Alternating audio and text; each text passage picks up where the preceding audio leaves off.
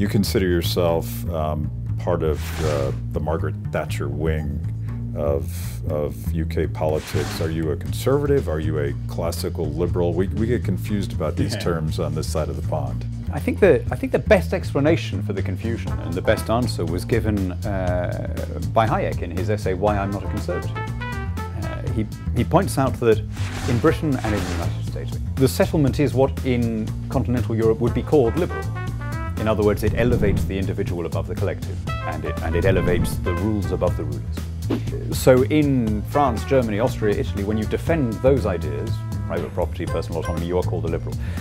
Because that is the basis of your Jeffersonian constitution, the basis of our unwritten constitution, a conservative in an English-speaking country is conserving a basically liberal settlement. And I think that's the reason why there is a confusion over terms. Me, I'm really happy with the word liberal. Liberal in its raw etymological sense means someone who loves freedom. And slightly more broadly, it means a generous person, a tolerant person, an open-minded person.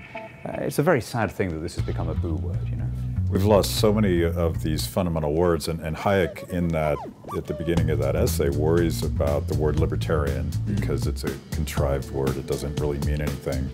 But it seems to me, in this country at least, we've certainly lost liberal, but we've also given up on words like justice and community and cooperation, and those are the very basis of the classically liberal free market belief in the individual program.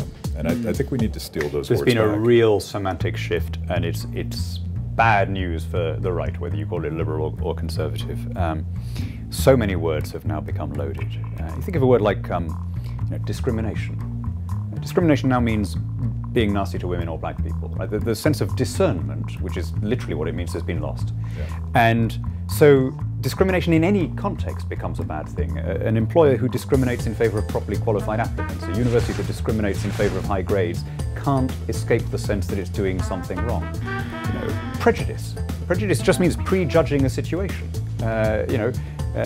You see a guy in a nice suit, your prejudice tells you he's well off. Edmund Burke says, if you couldn't live if you had to think through every new situation from first principles, right? You have to rely on the rough and ready rules that have been bequeathed by the generations who have encountered that position a gazillion times and tell you what you do, right? That's all. But again, prejudice has now just become a word that means unpleasant. Greed. Greed always means wanting to hang on to your own money. It never means demanding somebody else's money. That's called compassion. And when the lexicon is tilted that way, it becomes very, very difficult.